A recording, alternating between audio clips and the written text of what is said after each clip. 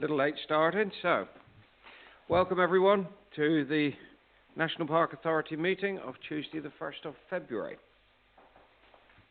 Not quite 10 o'clock, but just a little bit afterwards. I'll start with item 1, apologies for absence, Judy. Dominic Elton and Susan Warren, and Evelyn Stacey is caught up in traffic, so hopefully will arrive. I think the M5, anyone using that this morning, there's the joys of it being shut between Tiverton and Exeter. So, it is, isn't it? Yep.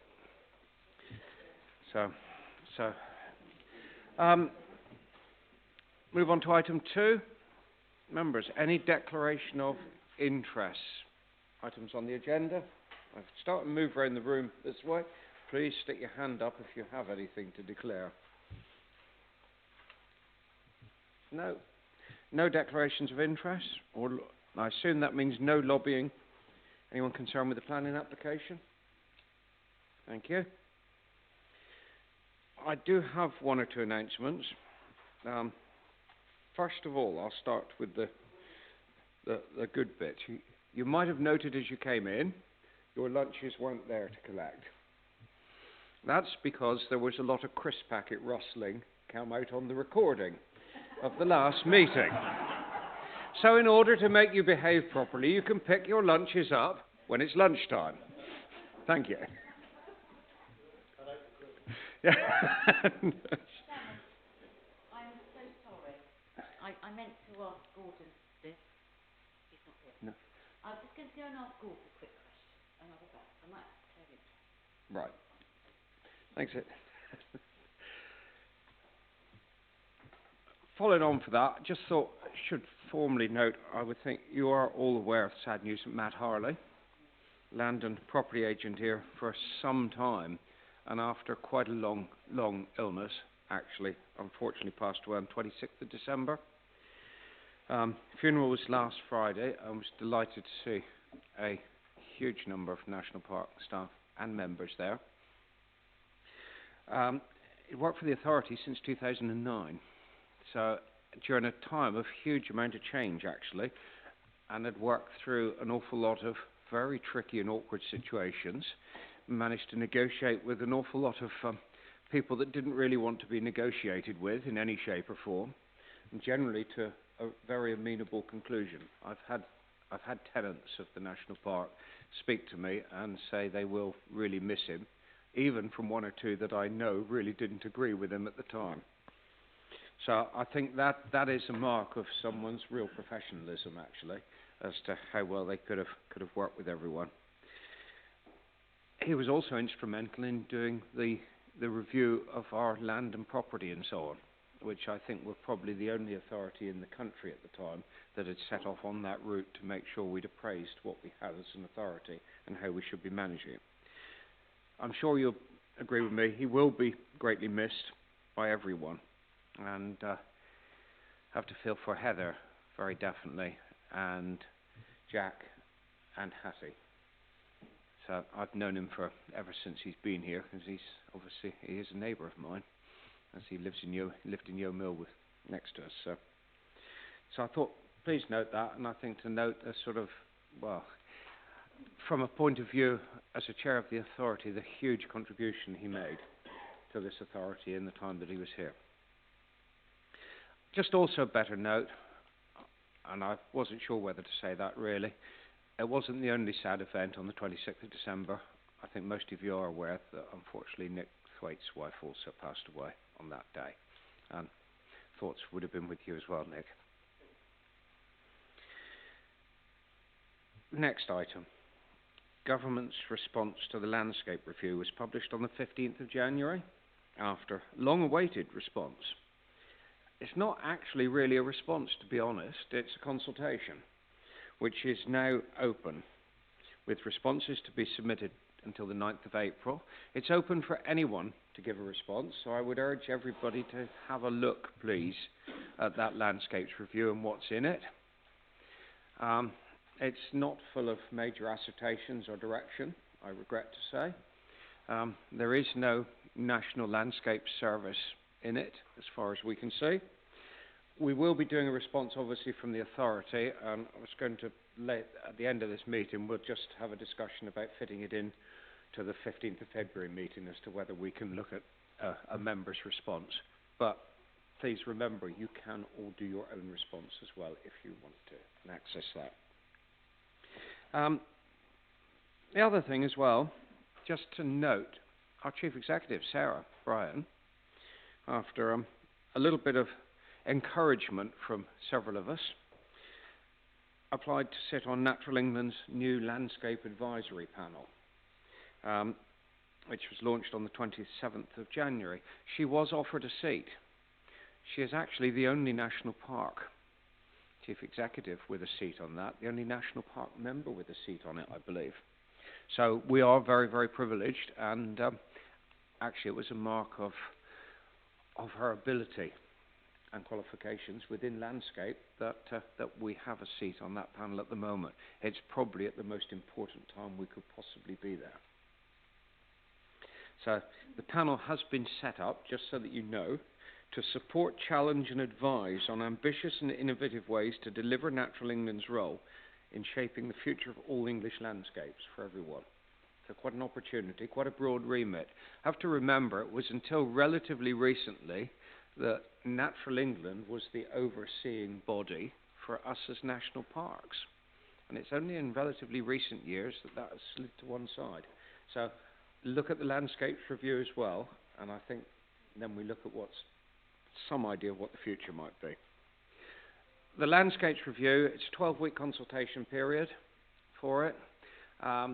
We were informed by the DEFRA team that they would then have it back. They probably would not. They were hoping to come up with a response to the consultation during July sometime and determine then whether they needed to look for parliamentary time for any legislative changes that were needed or not. I would suspect, looking at political events of the current time, it's going to be not a rapid turnaround in whatever happens. So I wouldn't expect immediate change. But they are working their way through things gradually. We will move on to, assuming I have done everything I'm supposed to there, to the minutes. Item 4, to approve as a correct record the minutes of the meetings of the authority held on the 7th of December. Jeremy Holtham. Thank you. Seconder, please. Thank you, Mike Kelly. Those in favour? Yes, that looks very good to me. Everyone? No. Next bit. Matters arising, yeah, because I normally forget that, don't I, Julie? So, any matters arising from the minutes, we'll run through on as we usually do. Page 1, 2, 3, 4, 5.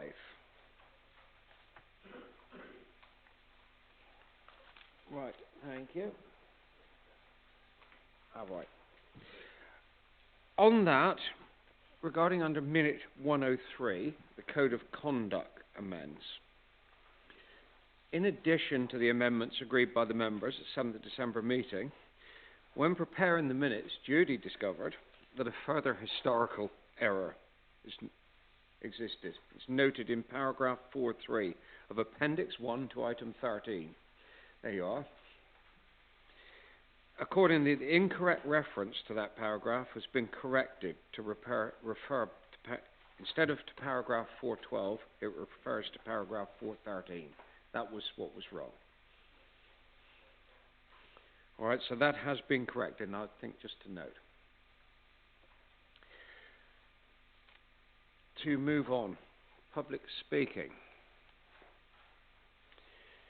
We have one public speaker, Mrs. Silverlock, please, regarding housing for local people, making young people more of a priority.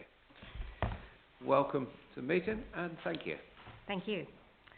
My name is Marion Silverlock, and I'm here as a resident of 50 years with a proposal for housing local young people.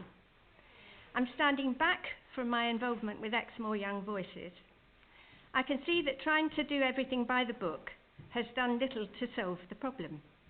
Despite thousands of hours spent in meetings, emailing, phone calls, involving every relevant body and a number of hard-working and supportive people in this room, the only real sign of movement has been a rewriting of the notorious Home Finder programme, which slightly simplified it but ignored repeated pleas for an initial form of 1 page to register interest.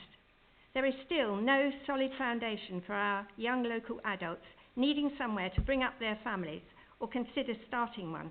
There is no priority. The proposal.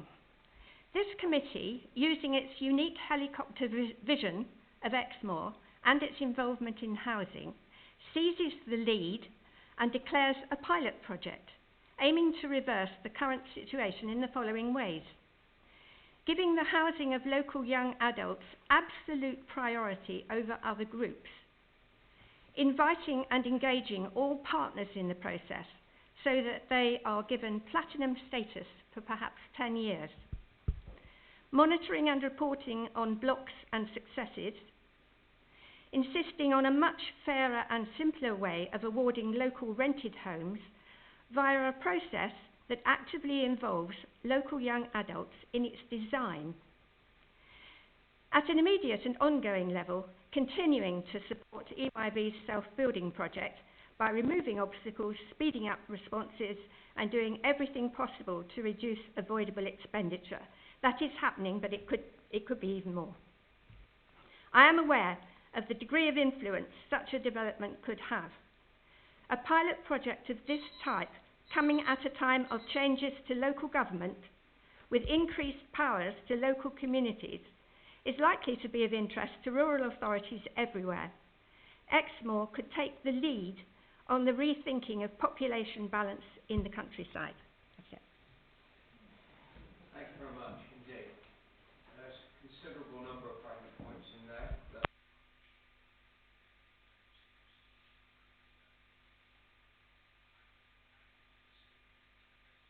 Review of the local plan. It will be an important time to consider the interpretation of some of the things we have in that local plan to make sure we can facilitate appropriate actions. So, thank you very much. We'll move on now and move on to the planning section of the meeting, and I will hand over to our planning chair, Mr. Stephen Pugsley. Stephen. Thank you very much, Mr. Chairman. We begin with item 6, which is to note the decision of the Secretary of State to dismiss the appeal in relation to application 682115 at Thorn Farm, Thorn Lane, Cutcombe. Mr. Kinsella is going to comment on this one because it is an important decision. Thank you, Chair. It's correct that this was quite an important decision by the Inspectorate. The appeal related to the conversion of historic farm buildings to principal resident dwellings.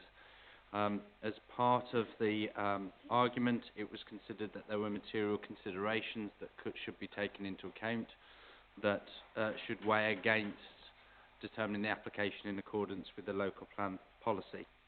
The inspector, in coming to their conclusions, considered that the proposal was contrary to the housing strategy as set out in the local plan, and I would encourage those who may not have had an opportunity to read the decision to spend a bit of time looking at that, because I think the inspector actually made some really useful comments in terms of how the housing strategy within the local plan is interpreted. In terms of the material considerations put forward, there was a consideration around it being considered non-designated heritage asset, and the inspector and actually officers concurred with that view, that they had some local importance, but that didn't necessarily mean that weighed against the policy conflict in this instance. The inspector agreed with that conclusion, and also that the inspector came to the conclusion that the conversion of the building would not be viable, and that the building could be considered as previously developed land, which again was an important conclusion the inspector came to. But again, having considered all of those things, still felt that there was not the necessary restrictions upon the development that would be necessary to meet the local need affordable dwellings in the authority. So the inspector dismissed the appeal and the application was refused. Thank you, Chair. Thank you, Mr. Kinsella. Does any member wish to comment, please? Mrs. Nicholson. Thank you, Mr. Chairman. I've read the decision with great care and appreciate very much how the inspector has argued it. And I entirely see how he's got to where he's got to.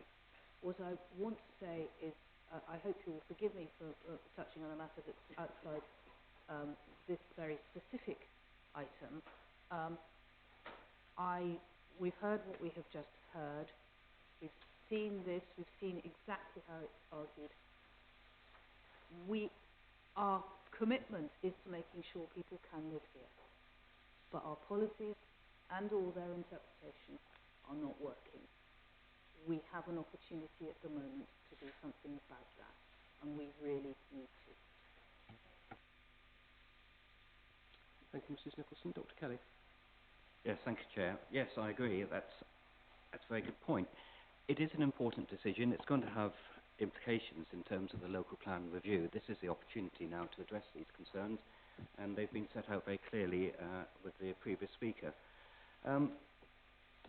What this decision does do, however, it summarised quite nicely in paragraph 28, the penultimate paragraph, where the inspector says, and I'll just read out the relevant part.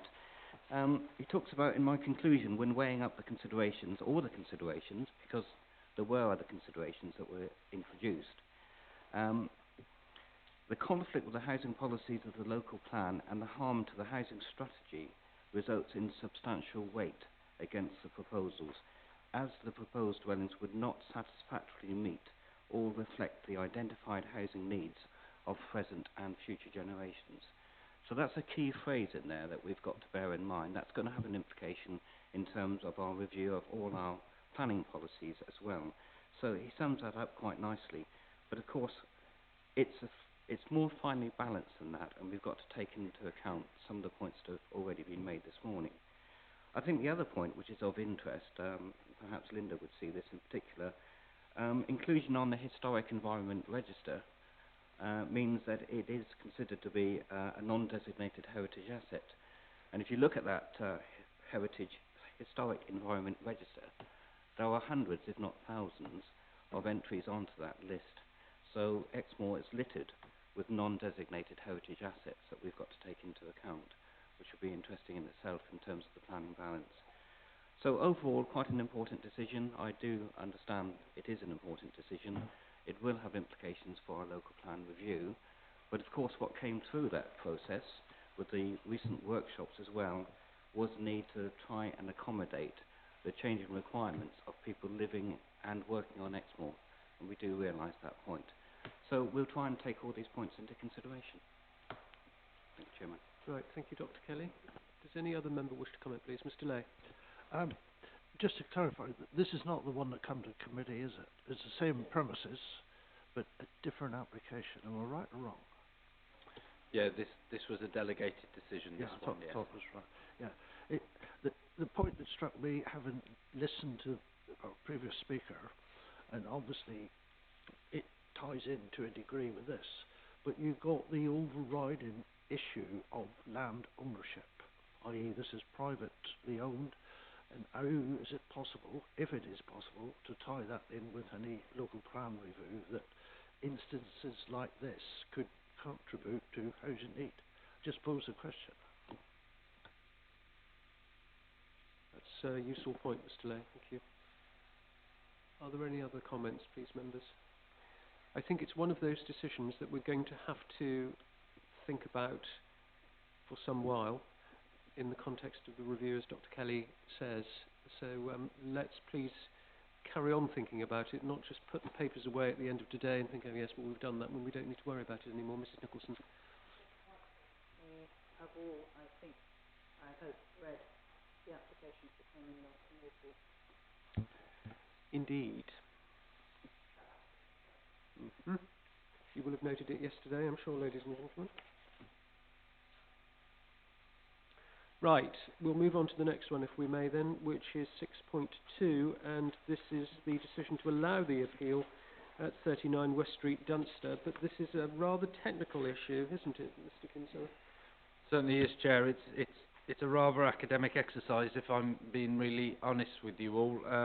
This is an appeal that was against a condition that was imposed on a planning permission, which followed quite a lengthy planning history, which saw the the original submission to use a building and an area of hard standing as parking for a vehicle.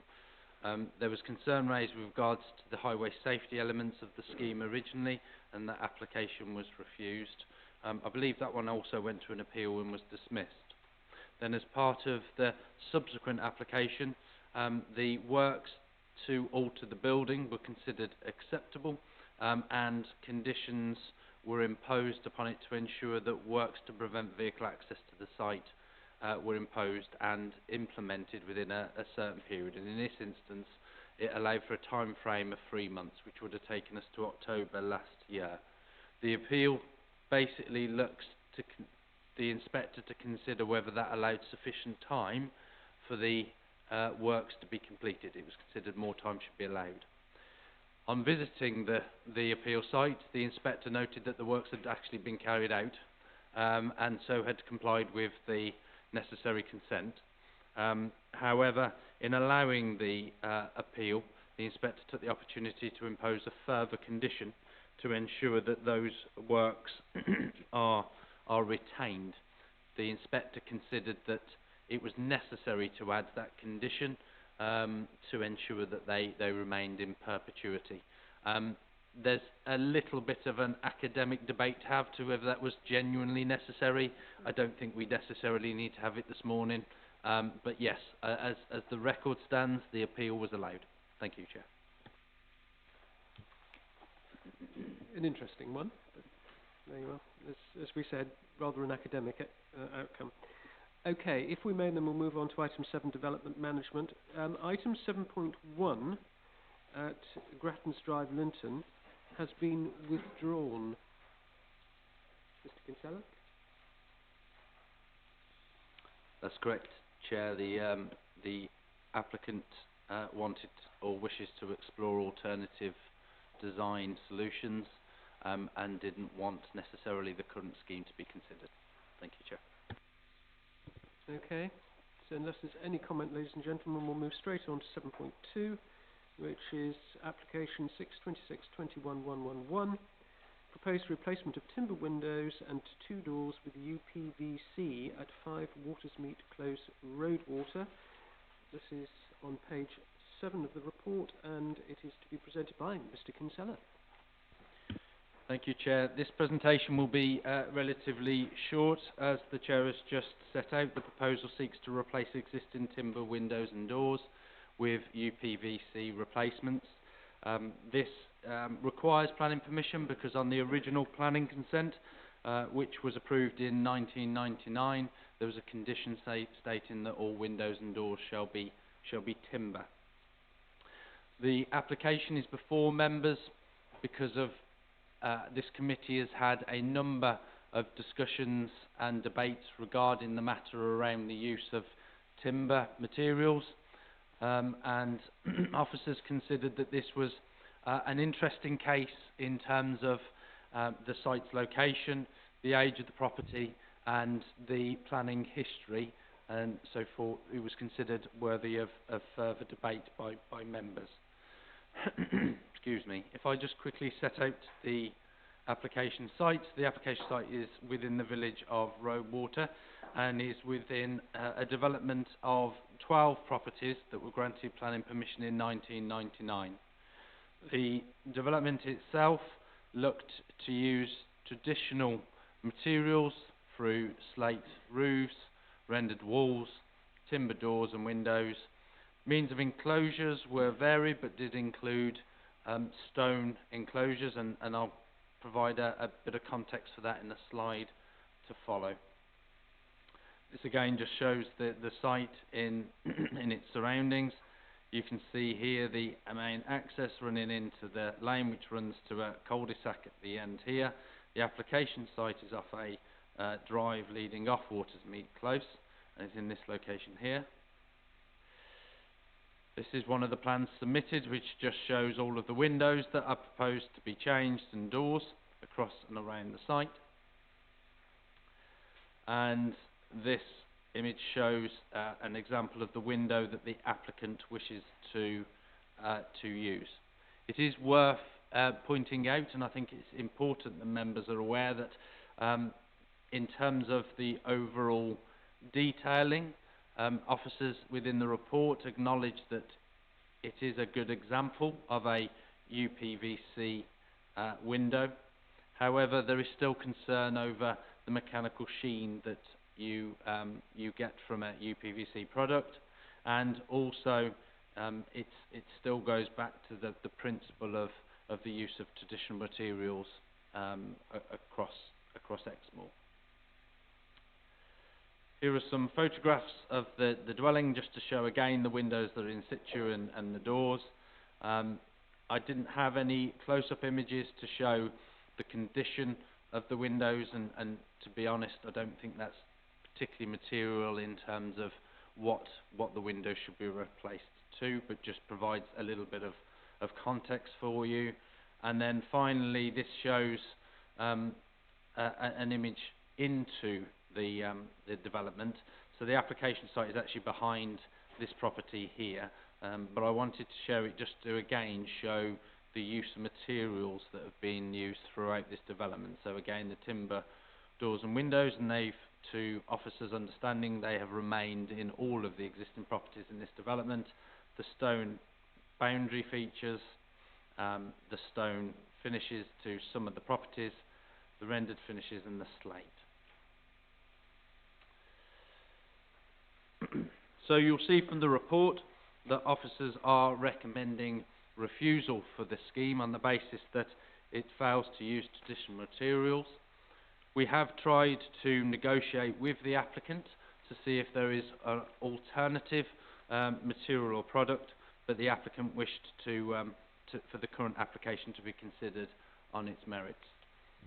Thank you very much, Chair.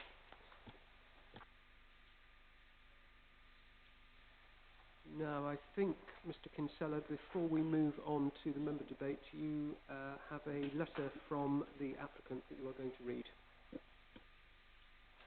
Thank you, Chair. So this is on behalf of the applicant. It says, "Thank you for considering my planning application.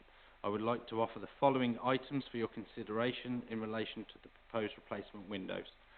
Firstly, the windows I am proposing are carefully chosen and of high quality so that they will maintain the appearance of the historic area. Secondly, the existing windows are failing due to poor quality timber and construction.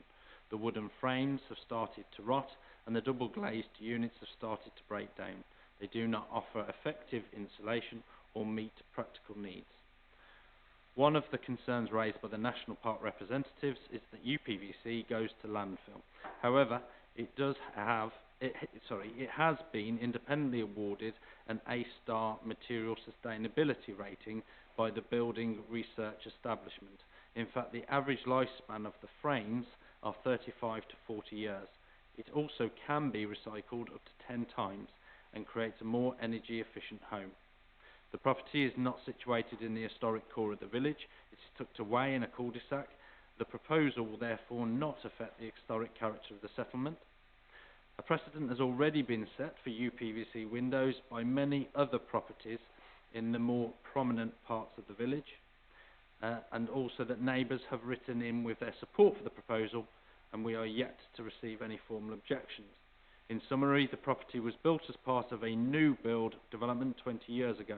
It does not belong to the 18th century historic village centre, but was built to imitate and complement the existing character of the historic area. This is what I would like to continue to do in a sustainable format. I am very proud of my house and the area I live in, and believe that the windows I have chosen, after much research, will complement the area whilst providing a modern, sustainable window which meets 21st century environmental and practical needs. with thanks for your time considering this. Thank you. Thank you very much, Mr. Kinsella. So we move to the member debate. Who would like to commence, please? Don't all rush at once. Mrs. Nicholson. I wasn't intending to go first, but however, various reflections, starting with the one that I wouldn't be seen dead with one with a UPVC window in my house, but that's a completely different subject. The Historic Buildings Officer. These buildings are a post-war development and not considered to be traditional buildings under the current local plan, and therefore the use of UPVC windows would appear to be acceptable under local plan policy. Point one. Point two, the photographs, that one is slightly less, it's slightly less apparent, it's a bit further away. Photographs of the kinds of windows that they have now make it quite clear they're very thick in their frames and glazing bars. Yeah, absolutely, they're dreadful. They look like cheap UPVC, frankly. The appearance of that building would be remarkably increased by the shape of and detail of the windows that we were shown just now. And the remarks about in the letter about sustainability and UPVC windows have been echoed at a number of occasions around these tables for some time, and I think we can no longer, without further detailed research, be so confident as we used to be that UPVC was wicked and it should have a cost and hiss that all the time. And lastly, I am really fed up with talking about UPVC windows because this is the subject which we do not win any hearts and minds over, and I think we need to give up on this one. And maybe two things. Maybe the Historic Buildings Officer, that it would appear to be acceptable under local plan policies, will do for this one. And we need to look at this in our review of either the guidance or the plan, because this is we've done this. Other people have done this longer than me, but frankly, 13 years is long enough. So I think I'm proposing that we should approve it. And I second that. Proposed by Mrs. Nicholson, seconded by Mrs. Weber. Do you want to speak, Mrs. Weber? Thank you. Mrs. Lawrence. Yes, I agree. Thank you, Francis. We've continually had these conversations for as long as I can remember, and I did think something happened a few months or probably a couple of years ago now when we looked at the situation with classic coated windows in Linton or Lynmouth. We were going to have a seminar on this subject, and I don't recall having had that seminar. And I don't think we can keep on hodging around and putting it to one side and saying it's too difficult. It is difficult, but without a seminar and a deep look at this situation, we're going to continue having these discussions, which are extremely worrying for local people. And I think we owe it to the local people for us to have a real in-depth look at the situation and the options available for the future. Thank you. Thank you, Dr. Kelly. Just a couple of quick points. I wish this application had come after the local plan review, actually, Chairman, because it is quite a difficult one. But, you know, given the Historic Buildings Officer's comments, which have been mentioned, and also the preamble to policy CES6, which does say that in certain circumstances, alternative materials may be considered acceptable for non-traditional buildings in areas outside conservation areas.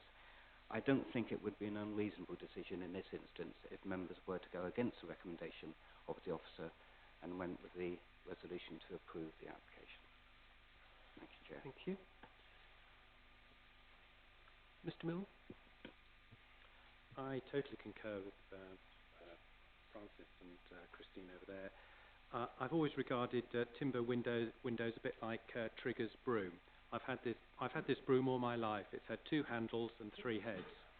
Because you're continually, the reason these windows apparently last so long is because you spend your entire life replacing the rotten bits at the bottom and the sides and so on, until eventually, after 100 years, you've replaced it about 4 times. I agree that it's an unpopular policy and it makes us look stupid as far as the inhabitants of Exmoor are concerned, and it needs to be reviewed in detail. And also, 2 other points is that I think it penalises those people on a lower income, because UPC is obviously considerably cheaper than oak or proper wood timber windows, which we would prefer to see. And so those with a lower income cannot afford to replace their windows as perhaps they would like. And in today's world, the new UPVC windows are utterly indistinguishable from the old from wood. There might be marginal differences in width, but frankly, the numbers of coatings and widths and the finishes on them, it makes it indistinguishable from wood. And if there is a slight difference, well, so be it. I definitely think we should be overturning this recommendation. Thank you, Mr. Mill. Mr. Petrinos.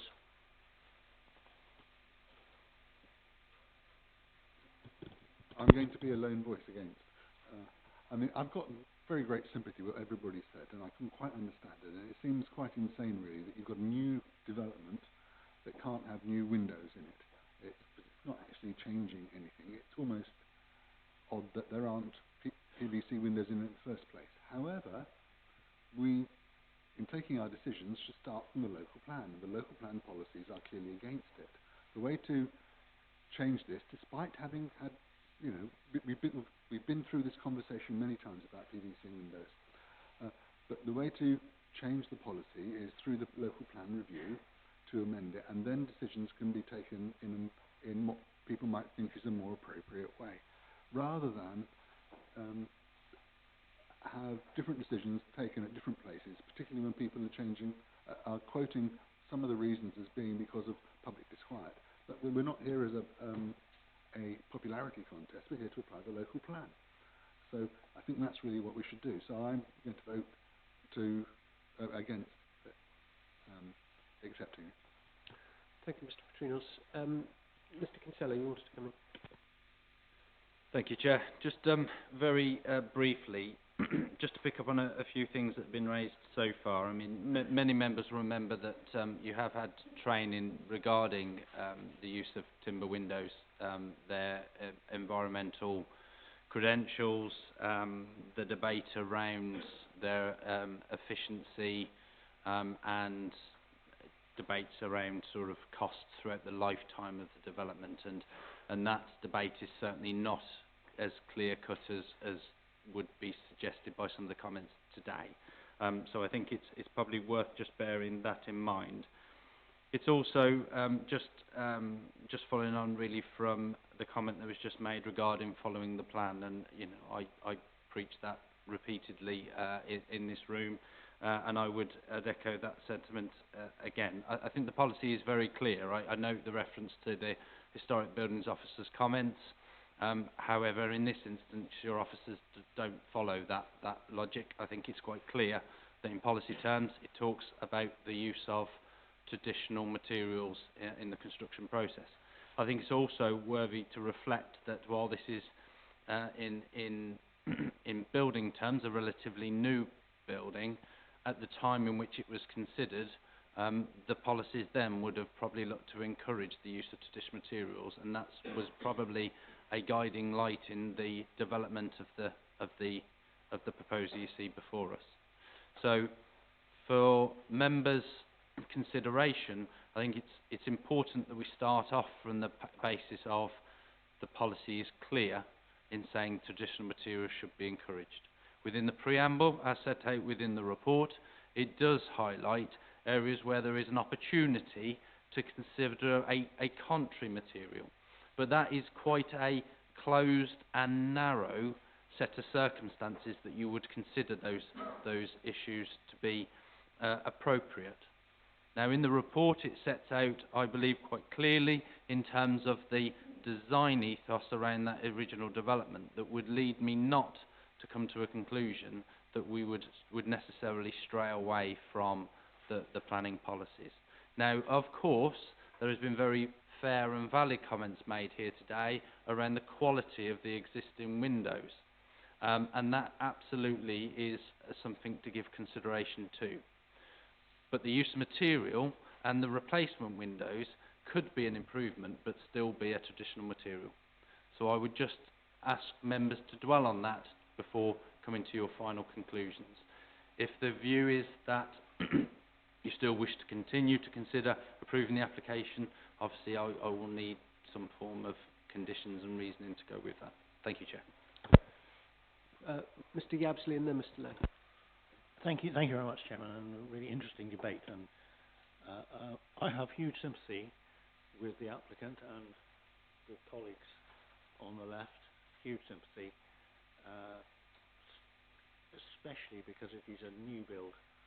It's not an old house, it's not a listed building, and because the design and build of the modern windows really looks the same, to be honest.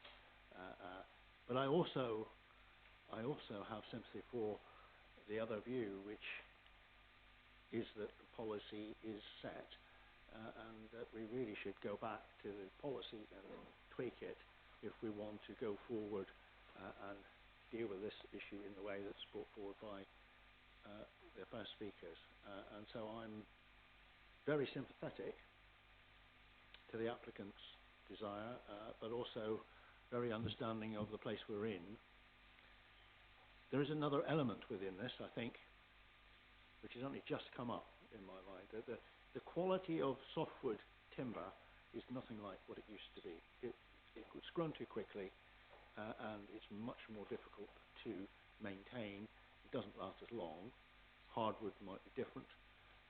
And the other aspect that I really want to tease out is I understand the change perhaps in the way the plastics used can be used again.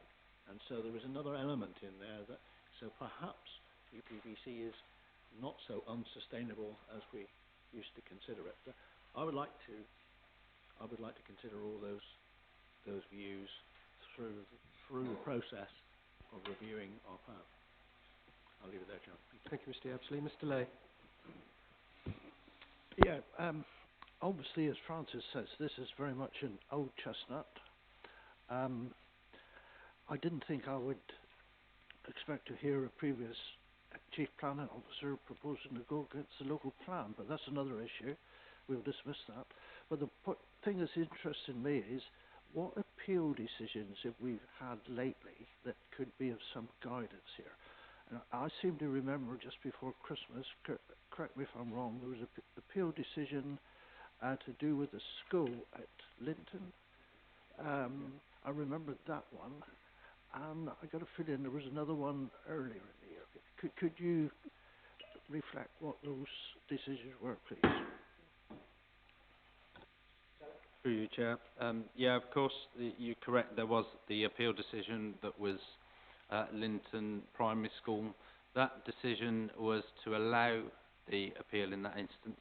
The inspector, in coming to the conclusion there, felt that a combination of where the doors were located on the building, which was a more modern element to that building, in terms of its location being recessed back from the public vantage points, and the quality of what was there already, led the inspector to come to a decision to allow the appeal. You'll also note on page 10 of the agenda papers that I made reference in the report to two other appeal decisions we received. I think they were both last year. One being Coombe House at Timberscombe, where the inspector there came to a split decision in allowing the use of UPVC windows at the rear of the building, but dismissed the use of UPVC at the front of the building, and that was a... Well, I think in that instance the inspectors, I wouldn't say the inspector's confused. I think that they've come to a view on the fact that that building wasn't listed. It was within a conservation area, and they were reflecting the fact that the rear of that building couldn't be seen from certainly from close viewing of the rear elevation, and that the rear part of the building had seen some more modern alterations, and so therefore considered that the material in that instance was okay. But the front reflected the character of the conservation area. It was quite a prominent building, and so therefore the use of timber was appropriate to do so. And then the final appeal decision that I note in the report is the appeal at the Coolbone, where they had retrospectively installed UPVC windows. Members actually considered that application, if you recall. Those windows had also been painted to try and assimilate the previous look of the windows, and in dismissing that, the inspector came to the view that it did offer harm to the character and appearance of the building, which they considered to be of some historic merit, and of the surrounding area. So there has been a number of appeal decisions that have come to differing views, and I guess that does reflect the debates that we have here around certain circumstances, and that's why I just want members to be very clear in their thought process in this instance as to why we would consider either approving or refusing an application for replacing those windows, and the material considerations behind it. And providing there's that logical argument, the decision is the decision. Thank you. I was hoping, Mr. Chairman, that the question would clarify the situation, but I failed miserably. Yes, I fear we often fall into the same trap, Mr. Day. The appropriate bit of the plan discussion is 4.158 on page 75, I think, if you want to look at it, whilst the debate continues.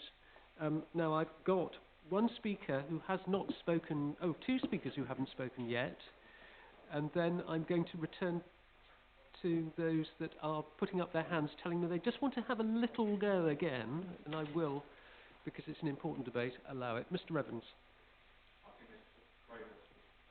No, I saw you first, Mr. Evans. Okay, I didn't realise I was more ostentatious than Mr. Kravis. So that's a first. So policy CES6, the clear reference there is to certain circumstances to me, and that is why it leads me to believe that this is within policy. These are non-traditional buildings. They're not in a conservation area. There is no historic merit to them. And the setting is such that there are other UPVC windows in the area. So to me, it does fall within that definition of certain circumstances. So my interpretation of that is very much that in this case, these windows are allowable. Thank you, Mr. Evans. Mr. Kravis? Don't be ostentatious, will you, Mr. Kravis? Thank you, Chair. Well, wait for the debate. I'm always glad I waited till Dean has spoken and everybody else has spoken, because I genuinely was torn on this one when reading through the report, and obviously I looked at all the objections and actually all the representations rather than objections, and it is interesting how what those comments said. I did note that the Parish Council didn't have an opinion though, but anyway, never mind. With regard to this, is my need to approve what are the material considerations, because we know what the situation is with the local plan and these, and then of course the picture went up of the existing windows, and I thought, well, they look like UPVC windows anyway. Although I do take umbrage at I would have UPVC windows with pleasure if you have to put up with the windows that I have to put up with. UPVC is recycled. I know it might not be recycled in the traditional sense, but you only have to look at Facebook Marketplace to see that used UPVC windows have quite a big market, and I think somebody once said the most environmentally friendly car is the car you already have. I would argue the amount of paint that we have to stick on wooden windows sometimes is probably not environmentally friendly. So it's a real issue for me, this, because I see what the local plan is. If someone can come up with the material considerations of why we are voting for it, I'm happy to. That's probably the way I will go. And I think I look forward to the review of the local plan, because obviously environmental considerations the cost of energy, you know, the cost of heating a home, especially in circumstances where they may be using oil and can't afford other things. We need to start looking at this because we need to make sure that living on the park is affordable and that they're not just bought out by, you know, our properties aren't just all bought by city dwellers who can afford to buy huge farms and things like that, or move into, and we need to make sure that the general private market is affordable for people to buy, and also not only that, but also for people to be able to run their homes, because the cost of running homes is just going up. The cost of wooden windows, although, you know, they're very nice, are very prohibitive to most people, and we're now moving from double glazing to triple glazing, probably be quadruple glazing in a few years' time. So I think from, you know, the material considerations are there. If someone can just list them out to me. So if we are, I think that without going on, Chairman, reading the appeals about Colburn that was in the report, and the other ones, then another one has been granted, shows that the policy is there. You know, there are variations in appeal decisions, let alone our decisions. So I'll leave it at that for the time being. Thank you. Right. I don't see any new speakers wishing to speak. Yes, Mr. Holton. I have a declaration to make. I live in a 1920s bungalow in a conservation area in Paracan with new PVC windows. When we extended the house recently, the National Park granted us consent that the extension should have PVC windows. There are also other recent consents for PVC windows in the conservation area, and I think we have a muddled policy, and I echo what Dr. Kelly said, that it is the timing of this is unfortunate, and I believe the current policy is fighting a rather ineffective rearguard action and requires consideration urgently. Right, thank you. Now, I'm going to go to those... Mr. Thwaites. I suppose to some extent, what I would like to say is that, you know, when does traditional materials become traditional? In other words, when do you actually get to the point of saying something is traditional you're using? I live in a house just off the National Park, thank God. I have wooden windows. I spend certainly the best part of every year going around, sanding them down, restaining them or repainting them. They are a huge maintenance cost. I think the problem is that when you get to the stages, you have to decide on why you are saying against PVC. Is it the look of the PVC? Is that the crux of the matter? Is it because we don't think they're wood? So I think, you know, we have a basis of how we make a decision, and the decision seems to be, for some reason, that we don't actually look at it and see that it is PVC. We just say, well, we're going to replace it with PVC, therefore we're against it. So I agree that it's probably the wrong time to happen, but the reason that all these discussions takes place, and I've sat and listened to all these discussions that have taken place over a number of meetings and a number of applications, at the end of the day, clearly there is a need for the local plan to have a look at and have some variation in it regarding not just PVC windows, but something which is not necessarily wood. I think that I will vote in favour of this application. Thank you. Right, thank you, Mr. Thwaites. So I am now going to go Mr. Lay, Mr. Yabsley and Dr. Kelly, and then Mrs. Nicholson as the proposer of the motion, who is also asked to come back. So those four, unless anybody else wishes to speak. Mr. Lay.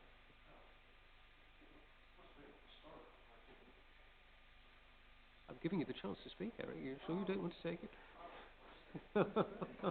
That's fine. No, it's fine if you don't want to.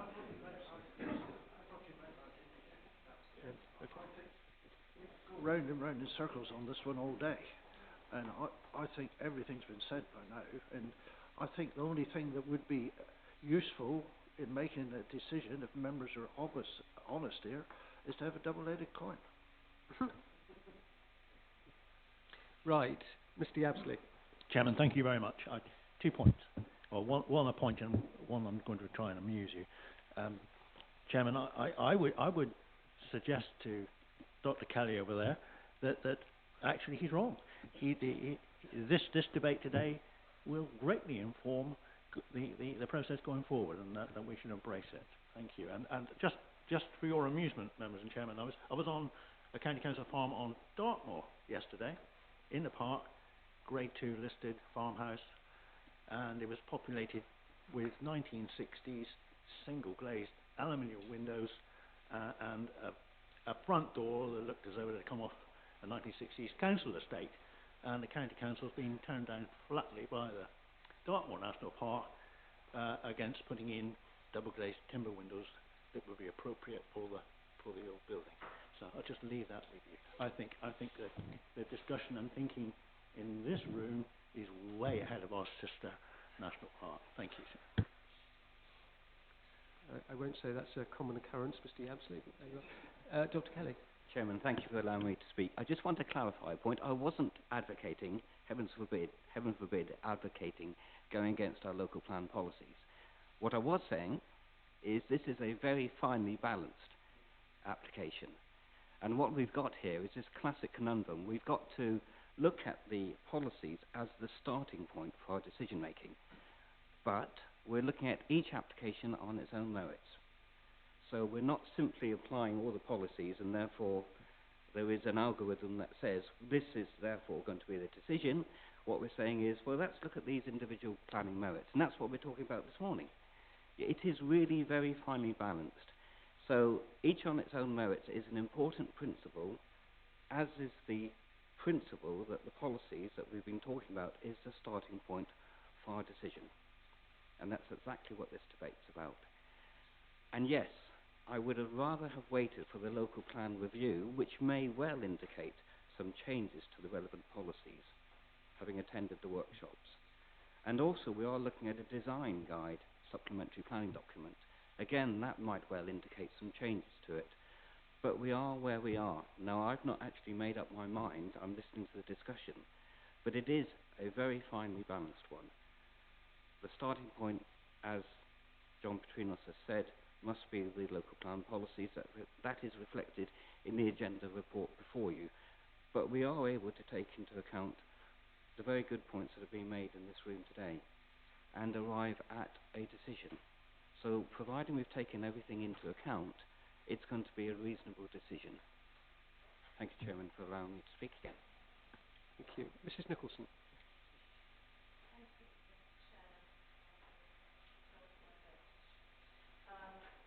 Put the thing on. Three things. I looked at the appeal, the first appeal that was mentioned, which was the Linton School one. And the main issue is whether or not the proposal will preserve or enhance the character or appearance of the conservation area. This is not in a conservation area. The inspector found that even in a conservation area, in its circumstances, it was fine.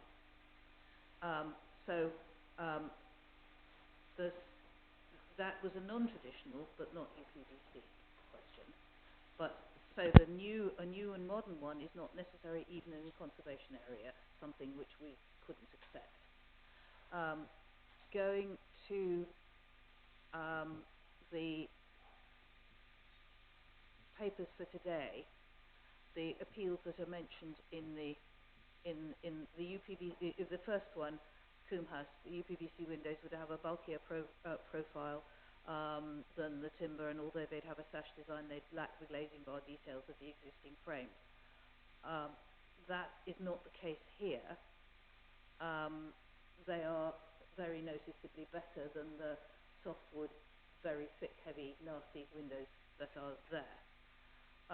So I don't believe that they would fail to harmonise with the new building. It's not a traditional building. I think the proposal photograph is good. So I don't think that particular appeal adds any weight to arguments again. I don't think a significant harm to the character and appearance of the property is something which we can say is happening. We would say the opposite with this one from the photographs we've seen.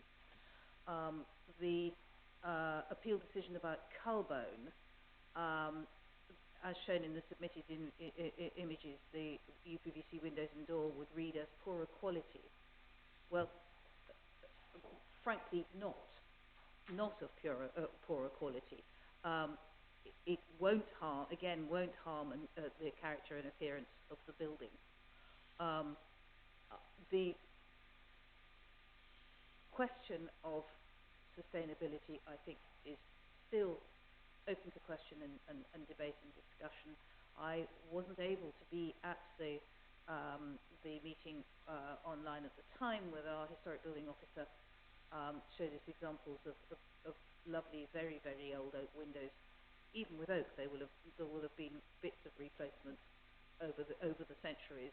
There's an awful shortage of oak of good quality, and they were all in sheltered areas. You can see where they were. They were in sheltered areas. This is not particularly in an unsheltered area, but horses for courses. I think we need to be quite careful how we argue the sustainability one, and I think for the new policies we need to have a lot more information than we do have. The historic buildings officer is quite clear that this is acceptable, and I don't see that any of the appeals give us any comfort for saying that it's not acceptable. So I think, in fact, that the new window will make a positive contribution to the appearance of the building. And there seems to be no good argument from our policies no sustainable argument from our policies that we could turn this application down. Right. I am going unusually to read the appropriate bit of the plan explanatory, so that you can just bear this in mind. A UPVC window frame stroke conservatory design. The design has improved, and some products now have a closer resemblance to the character, profile and appearance of a traditional timber window. Alternative materials may be considered in certain circumstances for non-traditional buildings in areas outside conservation areas, where existing materials and the age, form and setting of the building may indicate such consideration. Particular attention will be paid to the fenestration of the principal elevation of any building, as well as any elevations which are publicly visible. So I take it, Mrs. Nicholson, that your proposal is effectively that the proposed works are acceptable within the context of the modern development of which this house forms a part, and are of an acceptable character, appearance and profile. You would say they make a positive contribution, right? So the proposed works make a positive contribution within the context. So are members clear about what the proposal is? So proposed by Mrs. Nicholson, seconded by Mrs. Webber. May I see all those in favour, please?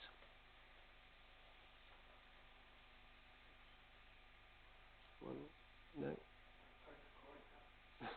1, 2, 3, 4, 5, 6, 7, 8, 9, 10, 11. What did you make that? 11? And those against the proposal, please. 2, 3, 4. 4. Mr. Hunt. And any abstentions? 3 abstentions. Okay, so that is duly passed. Thank you very much. Right. We're going to run through the list of conditions now. Just very quickly, Chair, there's the 2 standard ones, the time limit and the accord with plans. The only other condition I thought that would be appropriate, given the debate today around the quality of the window that you saw, that we ensure that we get details to be able to get the window that you consider to be the acceptable version of it. So officers will word something appropriately, but apart from that I wouldn't see a need for any further conditions around that. And I wouldn't necessarily look to put a condition around the door. There hasn't been much debate around that, but I'm assuming we are content that that will also be a different material, but I wasn't going to ask for details of that unless members felt strongly that there should be. Right, I don't see any member expressing any strong feelings to the contrary, so everyone's happy with those conditions? Right, thank you very much. So we move on to item 8, application decisions delegated to the Chief Executive. Mr Kinsella, you want to give us a little overview? Thank you, Chair. Very quickly, yes, as you can see, there's a couple of months' worth of delegated decisions before you. In total, I think there's about 64 decisions. Of the 64, around about 56 had positive outcomes, so around about 87–88% of all the decisions that we took. Only 5 that were refused, which was only around 8%, with a few withdrawals in there as well. Just going through the list on page 1, I just wanted to make members aware of the the 4th decision down. Actually follows on nicely to some of the conversation earlier at the meeting. Was an approval for the change of use of a guest house to 3 residential dwellings. They were actually permitted as principal residence dwellings and was considered to meet the criteria set out within the policy. So that shows some good delivery of much needed housing in that instance. And then flicking forward to page 5, just to bring members' attention to the refused application, which is the 4th one down for Little Acres. There was a delegated decision to refuse. It was a retrospective application where somebody had moved to the site, stationed a static caravan for accommodation for them and their family, and we're looking to set up a horticultural business. We spent a lot of time trying to negotiate with the applicant to get all the relevant information that we needed, but based on the information that was submitted and we can take into consideration, it was felt that should be refused. I'm currently working with our enforcement team to look to arrange for enforcement notice to be served on that site. Thank you. Sorry, very quick one. What does GDO mean? Well, it's General Development Order, but it's there for prior approvals, so like your 28 days. Then on page 6, there was a couple of withdrawals on there, and I thought it worth just going through those. The first one, Appledore Barn, was withdrawn because we've had some debates with the applicant, and we understand the new application is or has, I'm not quite sure, been submitted for an alternative scheme that would look to overcome some of the difficulties that we were having with that. There was also the one further down below that, the use of the Old Village Hall at Winsford. That has been withdrawn because there has been objections from the Environment Agency around flood risk. We're leaving the applicant to go away to see if they can be overcome before they come back. And then the final one on page 6 is just a technical matter. It's not actually a delegated decision. So you'll note it makes reference to the former Porlock Abattoir, which some members who have been here for a little while remember that it was a decision the committee took some time ago. We finally got round to negotiating through the Section 106, and that was issued at the end of last year, but turned up in the delegated list for some reason. So that was that one. Those are principal residences, are they? And are they secured through the 106? There are principal residence and local needs affordable housing. There are legal agreements in place for those. Thank you. And then on page 7, X-Vale, which is the third from the bottom, was refused, and that was because it was considered that the development didn't form part of a diversification of a rural business, and there was obviously policy issues related to that, but there was also concerns regarding the highway and poor visibility from an existing access, so that formed part of the refusal. And then the last one on page 7 was to do with it was a retrospective application for the retention of a wooden garden summer house, and that was that was refused because of poor design, and it doesn't respect the form and character and setting of the existing care home. Can I ask on that last one about whether there's any continuing discussions going on with the applicant, and is there likely to be another application? I'm not aware of any ongoing discussions. That doesn't mean that there potentially isn't. Obviously the applicant has the right to appeal as well. But as is always the case, if they want to come back and have a discussion with us, always happy to see if there are ways that we can try and overcome those reasons for refusal.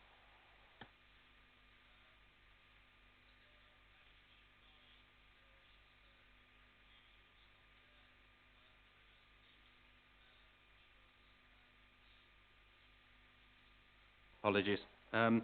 There was a refusal at River Steep at Timberscombe, and that was to do with the replacement of 3 garage windows and door with UPVC replacements. That was refused on the basis that it was using non-traditional materials.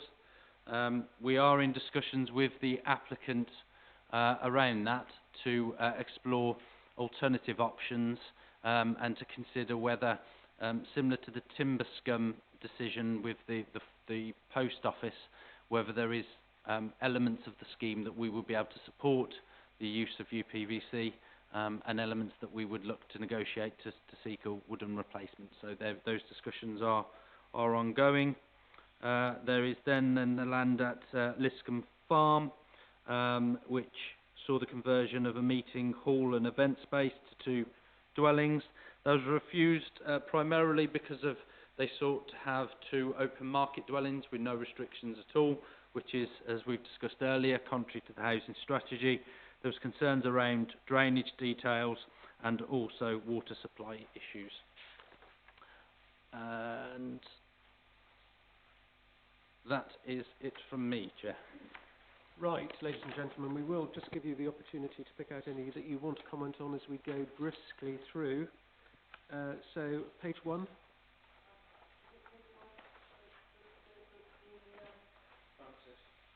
Microphone, Francis. The guest house at Linton or Lynmouth, was it on page 1? Sorry, I'm flipping to and fro. That was the one that, yes, Dean talked about, halfway down. Yeah.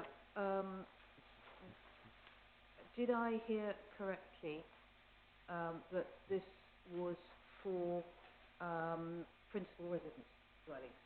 Correct, yes. And without affordable? That's correct.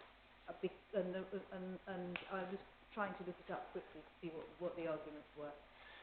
So basically the reason why it was accepted in this instance is because of it met the criteria of being within a sort of a settlement and was previously a non-residential unit, so it was previously a guest house. So the policy allows for that scenario where you can change it to principal residence. Okay. Anything else on page 1? Page 2. Hello, Evelyn. Page 2. You can turn the microphone off now, Francis. Page 3. 3. 4. 5. Mr. Milton. Just note the two at the bottom of page 5. I'm assuming, Dean, like that, we finally have got some direction from Natural England regarding scale assessments with livestock buildings for future reference, in order to allow you to make determination a little easier. Yeah, I mean there is still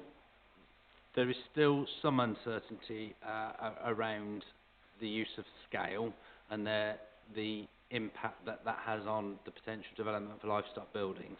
I guess those 2 particular applications, for the benefit of other members, were 2 applications that were delayed quite significantly because we had to go through a process of receiving further information from the applicants, then having to instruct an air quality consultant to assess the implications of that, and there was some confusion with our dialogue with Natural England in terms of how we interpret it. So we ended up having to go to other authorities that have had similar sort of debates to get our head round it.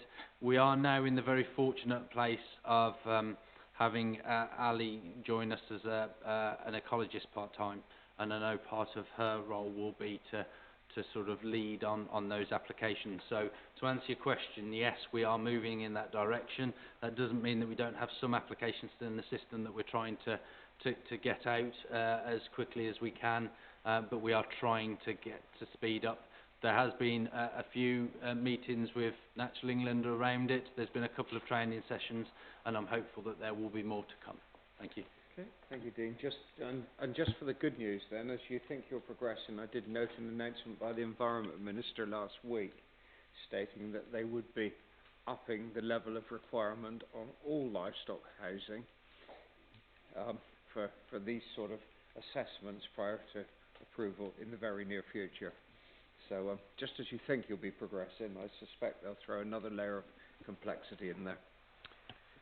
Okay, page 6. Mr. Lake. Yeah, apologies, because Dean commented on this one. I'm looking at the third one down, the withdrawn one. Reading this, it looks like a complete try-on. It doesn't, doesn't resemble traditional, certificate of lawful use applications, because they're looking for a new build there.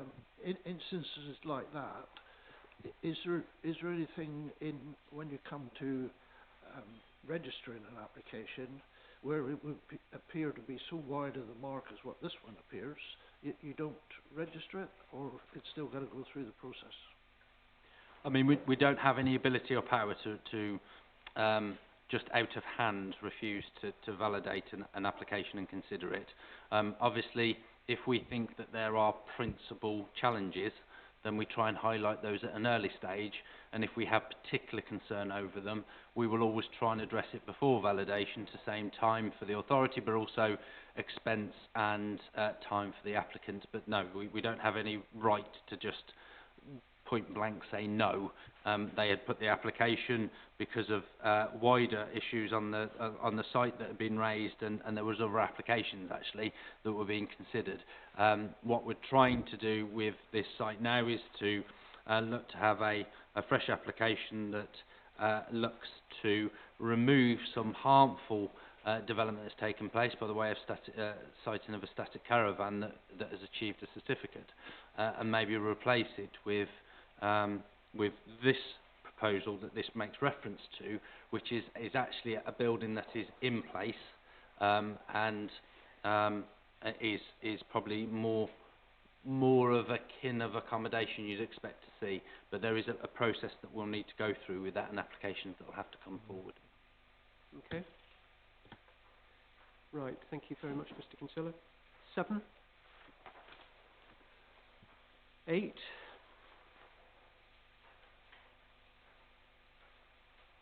9. Mr. Lay. Apologies for coming back again.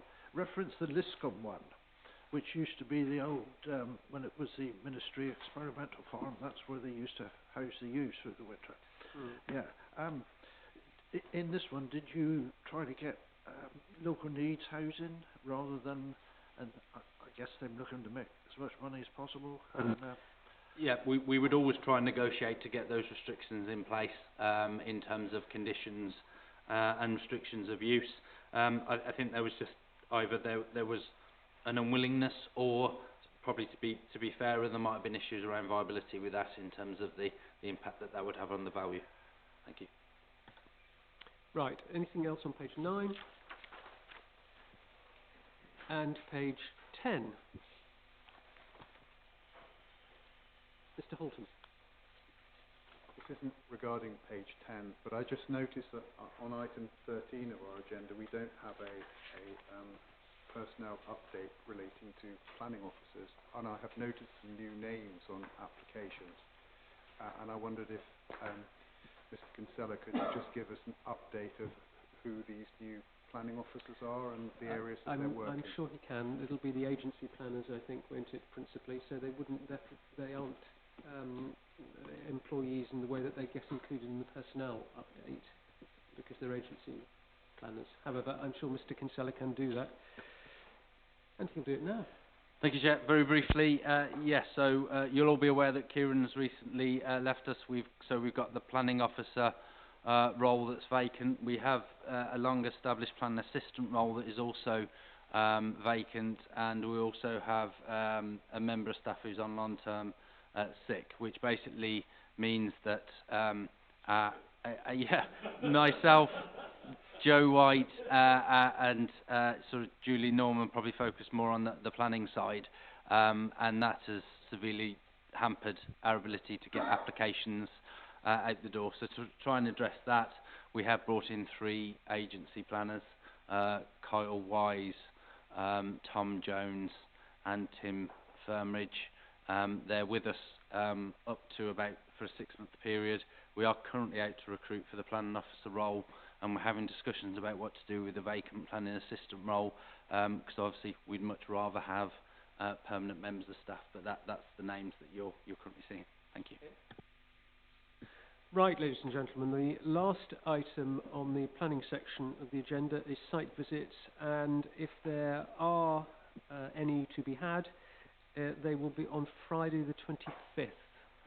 So that is the site visit reserve day if any site visits are needed. I don't know that at the moment we're clear if any will be, but should that be the case, that will be the day. Right, thank you very much for that, ladies and gentlemen. I'll now hand back to the Chairman of the Authority. Thank you, Mr Pugsley. And before we continue on to the authority section, I suggest we have a 10-minute break. Thank you. We want to resume the authority meeting on item 10 to consider the report of the Head of Finance and Operations. Gordon. Thank you, Chair. So, members may recall that in March 2020, a report was brought before you that sought to dispose of the ex-visitor centre, Walker's Shelter and car park at County Gate to the National Trust.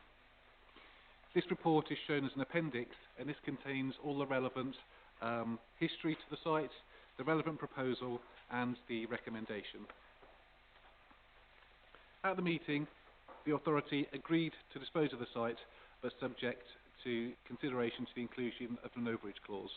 I can now report that this has been undertaken, and there's a formula for calculating what that would be and how much would return to the authority should the National Trust seek to dispose of it in the near future.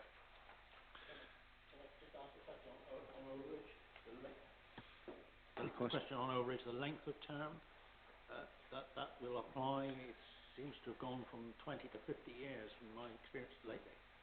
25 years is the length of the overage. So the staff have been progressing the negotiations and are now in a position to proceed with the transfer. So this is why today it's not a decision over the actual disposal, but just to note the progress that staff have made in the negotiations with the National Trust, and that we have factored in the views of members from the previous authority decision. There are no other adverse changes that we need to inform you about. The disposal is as described by the former Land and Property Manager in the paper that's included. We continue to recommend this option. We believe it's the best way of being able to use the site productively. It's been an ongoing saga for many years with the authority trying to find a productive use for it, but struggling. So we are pleased that public facilities will be maintained and the asset will be used by somebody in the near future. So the recommendation is to note the progress of staff. Thank you, Chairman. Thank you, Gordon. Evelyn. Yes, thank you. I'm satisfied that we've discussed this extensively in the past, and I'm happy to move the recommendation made. Thank you very much, Evelyn.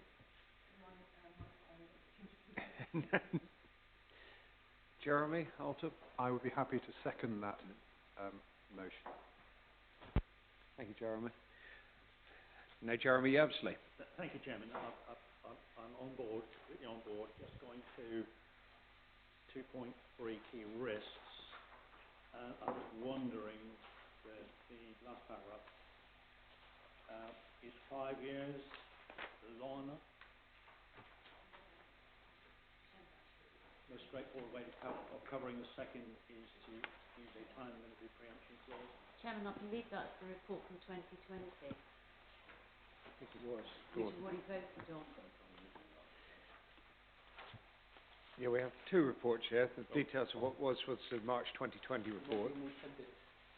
I'm on page 6, item 10. Oh, appendix, sorry. Appendix, I mean yeah. the appendix. I beg your pardon. Yeah, so at the time that the members discussed this, it was a confidential paper because the negotiations were still ongoing. So that was the level of detail that was provided to members in the closed forum then. Okay. Is that an answer to my question or not? Is it five-year long enough? Or can we not change it? No. Okay, if we can't change it, no, fine. I think there was quite extensive negotiation on the length of term. It was negotiated by Matt Harley. All of this through quite a difficult time, I think, as well, wasn't it? Right. And as I said, it followed a confidential paper that we had at the time, because obviously we didn't want details of it leaking while the negotiation process was ongoing, Jeremy. Okay, fine. John Petrinas. Yeah, thanks, Jim. I just wanted to perhaps amend the recommendation to add to it congratulations to officers for undertaking this complex the negotiations, which could easily have gone wrong, particularly when negotiating with the National Trust, but haven't done, which is great. No. Right, thank you. Thank you, John.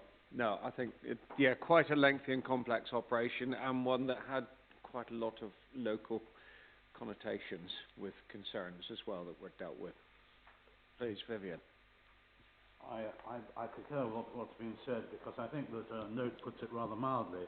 I think Note with enthusiasm and relief it gets it about right. Yeah.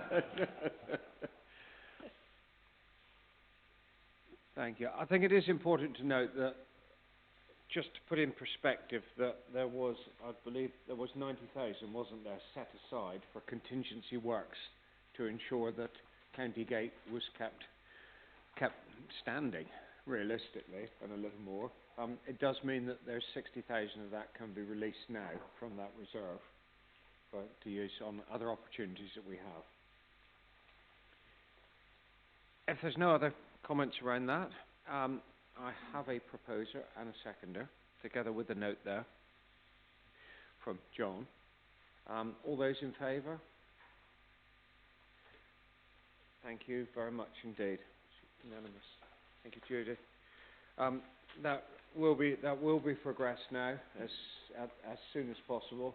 I think it's in the best interest of everyone to get this dealt with, because we really don't want to get landed with any substantive costs in keeping the place up going at the moment. To move on, item 11, Gordon, appointments of external auditors. Thank you, Chairman. So it's the role of the body that's charged with governance to determine the process by which external audit is procured for the authority. We're now in a situation where the previous arrangement is coming an end, and the authority has to decide how it wishes to progress to re-tender for it. The recommendation that's put before you is to go with the national procurement, as we did in 2016 when this decision was made. That will get us the best price and the simplest process for procuring. The other options involve us either procuring directly or procuring in partnership with another body. And also there are additional complications, because it won't be the authority that will have to be involved in that. We'll have to set up an auditor panel with independent members in order to go through that procurement practice as determined by statute. So there are additional complications, and also there's a very real possibility that nobody will bid for us on our own. We are the second smallest in the whole country. You know, audit fees are hundreds of thousands of pounds for large authorities, and for a big accountancy firm, we are very much, you know, the minnows that they do, not really by choice, or not because there's a great deal of benefit to them from the contract, but because they're obliged to in the package of contracts they get when they tender. So there's a very real concern that we would get a significantly worse price, but nobody would tender. and we'd have to go through an additional bureaucratic process in order to establish that process for tendering as well. So the recommendation before you is, as with other authorities I'm aware of, to go through the national procurement to appoint external auditors for the next 5 years.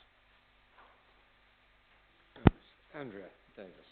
Chairman, well, I'm happy to go, obviously, to the pragmatic approach and recommend that we go with the recommendation, that we go with the national organisation. I just want to make a little aside. We've only just done this when our auditors came and spoke to us by video link, and I would hope that any price we are quoted is reflected that they no longer need to come to Exmoor House like they did in the past. And there was substantially less time devoted to us, considering they just came up on the screen for maybe 20 minutes, for example, than driving all the way here and driving all the way back. So I hope to see that reflected in any price quoted to us. Well, or anything else, really? Flooding, snow, especially in January. Thank you. So yeah, I'd like to move the recommendation. Yeah, we've certainly contested all increases to audit fees that we've had over recent years. Thank you. Mike Ellicott. I'll second that recommendation. Thank you, Mike. Anyone, any questions, concerns? In which case, had a proposer and seconder. All those in favour, please. Thank you very much indeed. That is unanimous, Judy. And we will move on to item 12. It's paper brought in here in response to... Thank you, Gordon. Paper brought in response to members' concerns, really. And I don't know whether Claire might answer any questions or not, as the case may be. Members' concerns and discussions in the past around our meeting arrangements, and it was an opportunity, if members were so minded, to look at whether, for a trial period, they looked at operating a slightly different model. So it was for debate, and the recommendation was to do a trial for a short time. But members, any thoughts on that paper? Yes, Claire presenting. One comment. No. One comment. Eric? Yeah, it looks, going by today, if we allow this, say, to take another 20 minutes, that the authority business will take all of 30 minutes. That being the case, who's going to provide the entertainment between 10:30 and 2? Thanks, Eric. Stephen? Thank you, Mr. Chairman.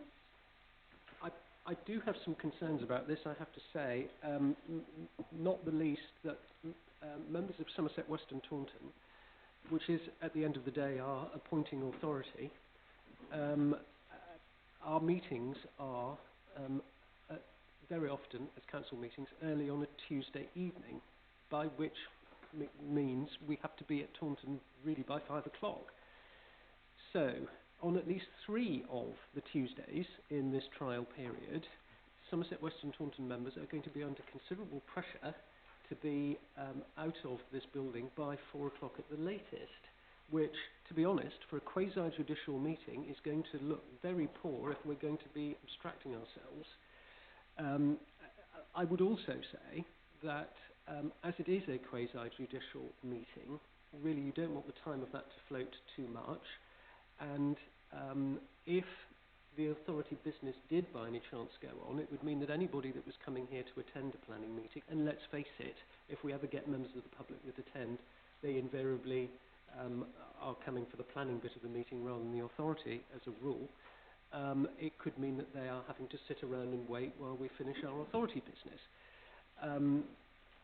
I have no particular objection to experimenting with different arrangements, different times, but I do think that what we probably need to do is, rather than saying start in 2 months' time, we say let's look at it and perhaps do something experimental next year when other authorities' diaries have been fixed and we have a clearer idea about how things might fit with them.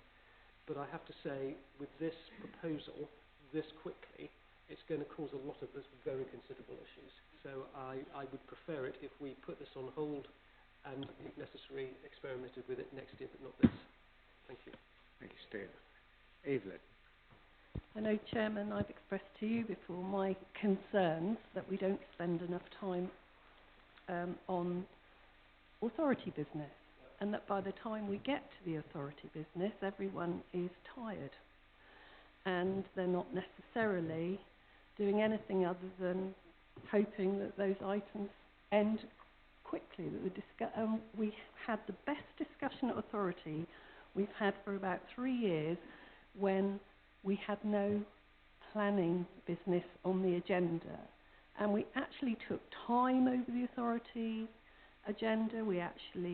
People thought more about those items, and for me the authority meeting is key. And I do so worry when we have financial reports which are almost pushed through on the nod. Not that there's anything wrong with those reports, and those of us who are really keen on finance have scrutinised them or talked to Gordon, but it does worry me that so many of my colleagues aren't actually having any debate or discussion on very important topics. So for me, this trial can't come soon enough. And I hear everything that the Chairman of Planning says, and I do understand. I don't think our agenda should be driven by other organisations. I think that's important. And if necessary, we could always say that planning will always start at 1, if that helps. But please let's have some sensible debate on authority matters, which has been lacking sometimes in the past. Hope I'm not speaking out of turn. No, thank you, Evelyn. No, that was a principal concern that was raised, wasn't it, during the course of the Glover review, and is in part of the consultation, is the need for national park authorities to focus more on those core purposes. And I have to remember that as well as the planning authority being quasi-judicial, the authority itself is also in the same situation. This is an independent authority. Next, it's not quasi-judicial, but it is an independent authority. Thank you, Chair. And then, much as I appreciate what my further friend has said, I have to disagree slightly.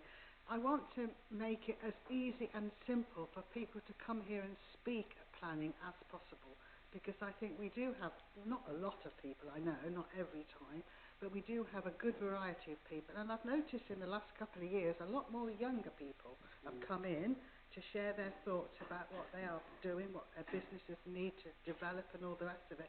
So I would not want to lose that. And from a logical point of view, if you're a farmer or a farm worker, you get up very early, you do a couple of hours or a bit more, and then you can actually get to a meeting for a couple of hours. Your children have gone to school, you've got that morning free, and then you go back to work in the afternoon. Once you get families trying to come in the afternoons, you'll have all host of problems, because it's been much more difficult with schools and all the rest of it for pick-up times at 3 o'clock in the afternoon, which will be right bang in the middle of our meeting. So from the point of view of the people that we serve and the people that we want to support, I think we need to have the morning for the planning. I absolutely understand that we might choose to have authority meetings in a different morning if that's what we decide to do.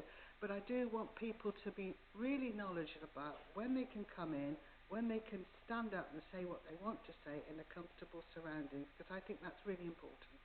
And I've valued no end of times when people have come in and said what they think and shared with us their considerations and all the rest of it. So I would prefer to stay as we are. Thank you. Francis? I'm a mix. I think we are an independent authority. Clearly we are.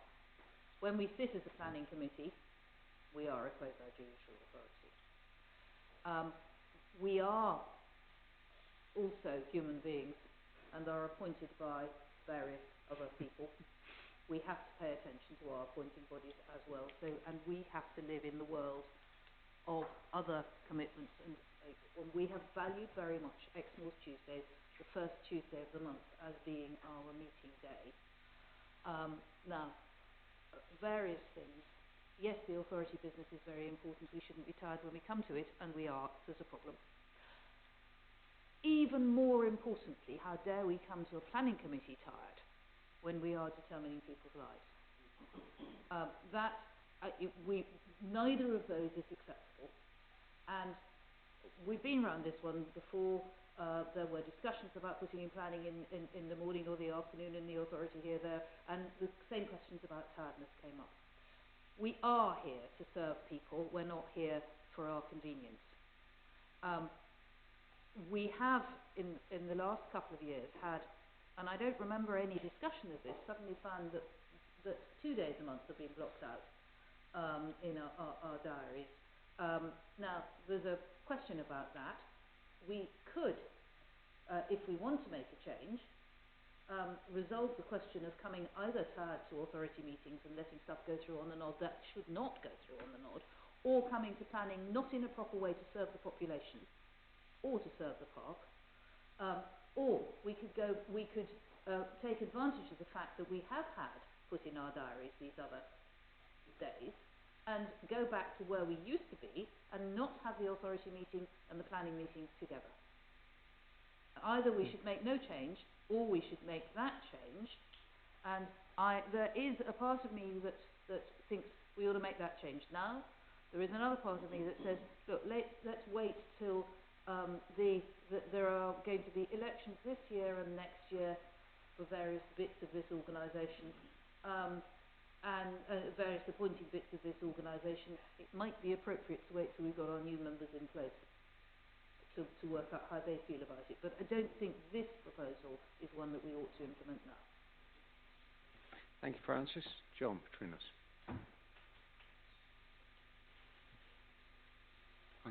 Thanks.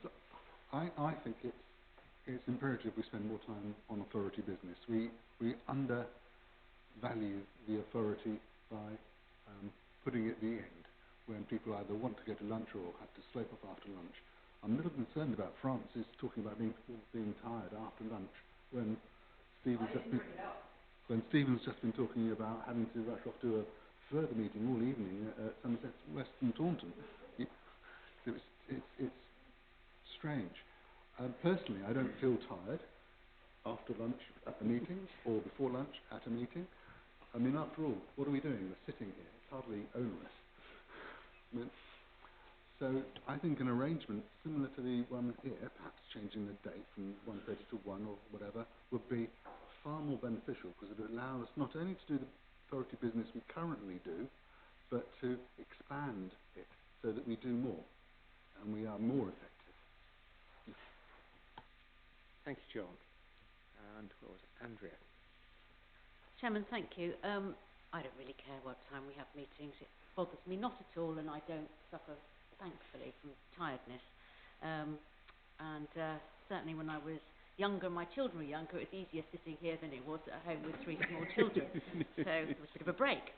So, and I'm easy about all of this because it's all just moving chairs around to me, and I don't want to waste any of my life.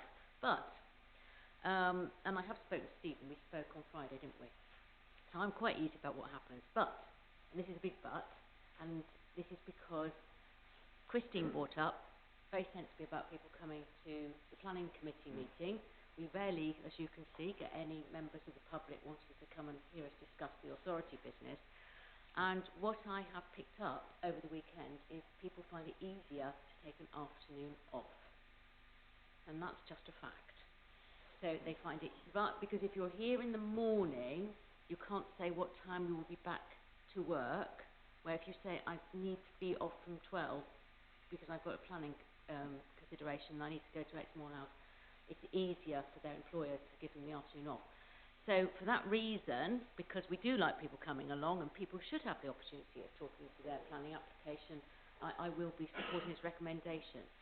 And just to add to it, yesterday I had a meeting about, of all things, EV chargers. Nothing at all to rule. But I was reminded that I can get a little bit set in my ways, and I can have strong opinions about things that maybe I need to have challenged. So it was pointed out to me by an officer and another member that actually what we were proposing with those was a trial. And this is what this is. It's a trial. And if we don't try things, we will never know. So I will be supporting this, and I'm happy to propose it. Thank you, Andrea. It's Linda. Thank you. Yeah, I'm very much with John and the importance of the business of the authority. And it has been really concerning me for a number of years that we don't have the public coming to these board meetings. They come to planning. We did have one this morning, which was fantastic. And perhaps as part, if we go ahead with this trial, perhaps as part of this trial, we could spend a little bit of time encouraging a mechanism now, if we do have more time for authority meetings, to actually get a little bit, a session of public involvement in some of our meetings where perhaps the agenda would be quite light. So I'd really like to see that happen. Thank you, Linda. So, James. Thank you, Chair. Just in relation to if we go with the proposal, the suggestion that the planning meeting would start at a fixed time of 1:30, one, it will give members of the public want to attend at a fixed point in time at which they know they need to be there. It could, as is previously mentioned, mean that we could have some gaps, some significant gaps in between, which while might be great for people who walk around town in the summer, would not necessarily be so productive for those people who have to get off early. So I'm just wondering if what we could do is, rather than say the planning meeting would start at 1:30, we could say something along the lines of the planning meeting may start as early as 12:30, and people should be prepared to be there in time for the application from that point. I know that's not necessarily convenient from what people have said before, but it will reduce some of the wasted time that we may have if the authority business is, and then give a little bit more opportunity for those people who need to get away to have longer to consider the planning application. So maybe that's a thought you can give to how we could possibly be a little bit more flexible with fixing the start of the planning meeting. Thank you, James. Anyone else? Oh, sorry. So. Thank you, Chair. Again, listen to all the debate, and I'm not quite at the point where whatever the last person said is. I think for me that trial thing is probably the most apt. I know that planning meetings at SWT start in the afternoon. The point about people being able to take the afternoon off is very apt as well. I do feel that was quite a big point. For me as well, I do feel the authority meeting does, and I'm not at any point suggesting that I get tired. I get disillusioned sometimes, but not necessarily with this authority. But I do find that if something else is cropping up in the day, that I'm the one leaving early. Indeed, today I'm going to take a phone call for a medical reason any time between 1:30 and 5. So if I disappear at 1:30, that's the reason why.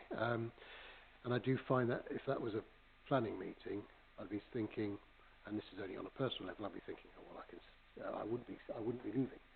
So I do feel that maybe it's worth an experiment, see how it pans out. I do look forward to being able to give the authority meeting some more attention that it warrants sometimes, and let's see how it goes. And with regard to the new members in May, well, when they get elected, they'll do what has already been set, I think, on that point. So yeah, I do find myself swinging from one bit to another, but I'm going to opt for voting for a recommendation. Thank you, Marcus. Eric? Yeah, sorry, Mr. Chairman. The initial comment I made was meant to be a serious question, but I noticed no one answered it. I will revise it to, instead of at 10:30 to 2, 11 to 2. What do we do in the time? I suspect you will lose a certain amount of members drifting away for the planning meeting. And some might say that's a good thing. Cut down the merry-go-round of this morning. But I'm very much of the old, one of the oldest adages in the book: if it's not broken, don't mess with it. Now, to me, it's as simple as that. If others think it's broken, then they're entitled to their opinion. Claire. I was just going to say, do you want to take all the comments and I'll come back and reflect on it, and I'll answer Eric's that one question as well. then? Yeah, okay. Yeah. My own thinking initially would be that that's where you would put a members' forum in, or a members' briefing, that would ensure that your time was all taken care of. Jeremy. Just very briefly, Chairman, thank you. I am sort of a bit uncomfortable about moving planning to the afternoon because people expect it in the morning, and yeah, it fits and works. And people expect 10 o'clock meetings for planning. I am concerned that we're not spending as much time on the authority business as we should be. I was wondering if there's a little more ability to manage what comes in front of us on the day, so agendas, very light planning. We could start the authority meeting earlier and use whatever amount of the... We're doing it, aren't we? But perhaps a bit more positive management of the agendas to ensure that we've got time to do what we need to do, perhaps, rather than waste people's time having to wait. I don't like waiting. I know there has been in the past, and undoubtedly will be in the future, hasn't there, Dean, some discussion around our standing orders and scheme of delegation to maybe manage the number and levels of applications that need to come before members, as is the case in an awful lot of other local authorities, actually. I think, you know, there's an opportunity to look at that as a way of, again, managing time there, and maybe a discussion might need to be had in that. Nick? Yes, I think that we should give planning the time it deserves, and also the authorities meeting. I have no real objections to that. I suppose I would prefer something that starts at 10, say planning on one day, and if we want the local authority, starts at 10 on another day. I can see the same sort of problem here, is that you know, if it starts at 10 and then we go on to 1:30, I can see myself nipping up home and probably not coming back. Not for any tired, well, maybe it is tiredness as well, but I just feel that doing it this way, having a big gap in between, and as Stephen says, you know, we do have, I know it's nothing to do with this authority, but we are driven as well by attending other authorities, and Tuesdays is a real pain in the neck because we end up being at Southwestern Taunton. God knows what happens under unitary. So I would like to have a different arrangement, but I think that it should be probably started once the new elections have taken place, and you're starting afresh, because that would be a lot easier for people. But I still prefer starting at 10 on one day for planning and starting at 10 for the authority on another meeting. Thank you, Nick. I know a comment that was made to me by someone was just to put, yeah, I see both sides of it, and I see the value of both sides, most definitely. Comment was made, of course, if you do change it, it will be an X more day each time, rather than sometimes an X more half a day. Yeah. But I just remind members from one or two comments that we made earlier on that the guidelines for your annual pay from the authority are 2 to 3 days per month spent on authority business. So we get away quite well an awful lot of the time.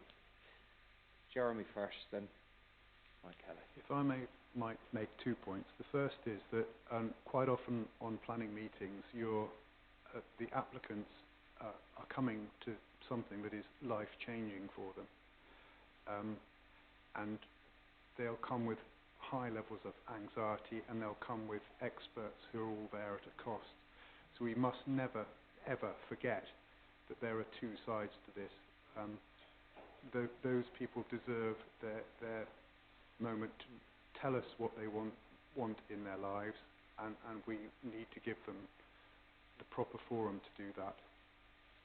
The second point is that no debate like this should go without the words of Alexander Pope from Rape of the Lock, and I'm going to read you the 4 lines.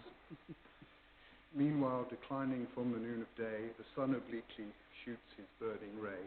The hungry judges soon the sentence signs, and wretches hang, but jurymen may die. Let us never forget that.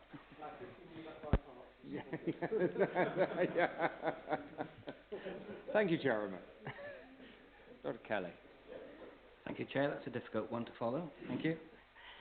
No quotes, but I think the Chairman's made some very good points at the outset of this discussion.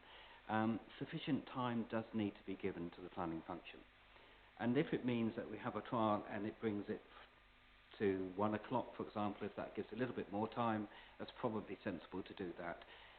I'm also confident that we could find the time to fill any gap that was left between authority business and, say, this meeting time of 1 or 1:30, whatever it is. We need workshops, we need updating on several things, so I'm not too worried about this gap, because I'm pretty sure, and there's a law about this, isn't there, that we'd find something to fill that gap quite confidently. So I think that's quite important. I think the other point as well is about the expense. This comes, decision making and democratic decision making is quite an expensive business. So we need to try and minimise officer time and member time, particularly in terms of the climate emergency. So we've got a commitment as an authority towards the climate emergency, with recognising that, and that perhaps should be the context for a lot of the procedural arrangements as well. So if we're doing something more efficiently and still maintaining its effectiveness, that also ought to be brought into the context of the decision today. So, yeah, I'm happy with the trial period, providing it's giving, in particular, the chairman and the members making the decision sufficient time to come up with properly informed decisions. We saw that this morning. We had an interesting debate about the windows yet again, but actually it was a very well-informed decision at the end of the day, and quite a reasonable one. So, providing we can take all these points into consideration, it's probably worth the trial, providing we're giving the chairman's comments due weight in this decision making. Thank you. Thank you, Dr. Keller. Any other comments? I think there's arguments for change. There's arguments not for change. There's varying thoughts around this. All that we have to be really aware of is, as Dr. Kelly reminded us, we have to make sure that we give sufficient time to deal with all of our business, and that is our planning business, which, yes, as Jeremy Oldham said, is life-changing for people, absolutely. And they need to be absolutely confident that the due weight has been given to their concerns and their asks, their applications. But we're also a National Park Authority with a very specific remit around authority business and a very definite support from government, from DEFRA at the moment, around ensuring this authority continues on that basis. So it's a matter of balancing everything. I don't think there is any right or wrong answer from my point of view at all. I think it's one up for debate, and that was why this paper was brought to members, so there could be a discussion, and it could be determined whether or not we go down that route. I was going to let Claire wind up with a few thoughts, and then we'll come to a decision, and it'll be lunchtime, or heading that way. Claire. Thank you. Yeah, well, I mean, I think you have all sort of elaborated all the issues really, and why this is, sort of a tricky one to try and get right. But just to recall that the reason we were sort of looking at this in the first place was the comments, particularly in the Glover report, that the authority business was a bit heavy in terms of corporate planning and governance and so on, and that actually we do need to be looking to bring more items to authority around our purposes and delivery of those. And so the idea was that if we swap it round, we have authority first. We will be looking to bring, I mean today is perhaps not a good example of it, but we are aiming to bring much more items around, visitor management, nature recovery, the climate emergency, all of our sort of, work that we do on those agendas. And that will, enable us to have that time to discuss them. If there is a gap, answering Eric's, or that it looks like there might be a gap, I mean, the other thing just to say, sorry, that we were keen to ensure was that there is a sufficient break at lunchtime, because I know with previous meetings where we do try and cram everything into the Exmoor Tuesday, it can be a very long day and you don't necessarily get a break. So we're trying to sort of protect that time for a break. But if it looks like it's a fairly light agenda and there might be time, then we would look to bring in the member forum, the member briefings, possibly training. I'm not sure that necessarily works very well. We'd want to make sure we have sufficient time for training, and that's the purpose of having the reserve date as well, is that if there's too much to deal with in one day, we can do some of those more informal or non-statutory, sort of formal meetings on that reserve date, and we can do them virtually. I think Francis is right in terms of, picking up there is an option of having authority and planning on different days, but we're, cautious about that because of the cost in terms of, expenses having to, because we have to meet in person for those meetings. That will be a cost in you having to travel here, both in terms of your time and the expense of that, and the climate emergency, as Mike mentioned as well, in terms of our travel. We did have a bit of a discussion around the timings of the when planning would start. I think everybody absolutely agrees that for the public it's very important that we do have a clear start time, that people know when to come. We thought 1:30 was probably a reasonable time, given sufficient time for the morning session starting at 1:30, and that still leaves 2.5 sort of plus hours for planning, which hopefully would be sufficient. I also felt actually lunchtime sometimes is a bit easier for people to pop out and come and speak if they want to at lunchtime, so it could help from that perspective. So that was our thinking. Obviously hear all of your thoughts, and it's brought here for your decision for that reason. It is proposed to be a trial. If it's now or in the future, it will be something that we can try out and see if it works, and we'll be coming back to consider that and to make a decision on any formal changes. If we do formally change it, we will need to make changes to the standing orders to do that on a more permanent basis. Hoping that I've covered all of your comments and questions, but yeah, over to you. Thank you. Claire, I'd suggest probably around some of the comments around when a trial should start, there would never be a right time. If you start it now, it will be the wrong time for several. If you wait until we've had all the authority changes, it probably will be the wrong time, because it will be opportunity for it to be put into the diaries of a new authority at the right time. And if we do this as a trial, I'd just like to remind members, it would only be as a trial period for the very small number of meetings, and the decision then after that would be to determine precisely. This is not to change it all. This was only to look at a trial period, and it would need some decision making afterwards should we decide to go ahead with it. It'll be entirely up to members. I have a proposer here somewhere, it's Andrea I think, and a seconder as Evelyn. It's members' decision. We either go ahead with this trial or we don't. All those in favour then of the proposal?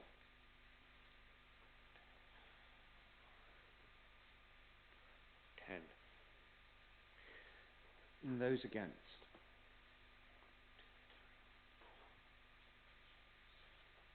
Eight. I counted Stephen, didn't I? 1, 2, 3, 4, 5, 6, 7, 8. 8. And those abstaining? 2 of us. Well, members, in light of that, we will go ahead with the trial as proposed here. Like I said, I will stress that it is a trial, and it is a trial for a limited time. It may be that after the first or second meeting, we look at it, maybe after the first time that we do this, you look at it and think, this doesn't work. In which case, we will revert immediately. There is no question about that. It's got to work for members, it's got to work for the authority, it's got to work for staff, and it's got to work for members of the public who are coming forward to us with their planning applications. And I think that is the principal criteria that we have there. So, a trial for a short time. Move on then to item 13, a personnel update. Have 3 starters. Julian Gurney. I've lost count of the amount of times I've read Julian Gurney out as a starter at varying roles. Centre Manager at Lynmouth. Ali Coburn as Conservation Officer Wildlife on a 1-year fixed-term contract. And Lynn Henderson as a Corporate Support Assistant, who's sat at the back so that you all know who she is now. So welcome, Lynn. I hope having sat through this meeting, it hasn't put you off the idea entirely. and one lever, as mentioned at the last meeting, I believe, by Steve, it was Kieran Reeves, who finished on the 23rd of the 1st, to move on. There is no other business of urgency, so at that point I will declare the authority meeting closed.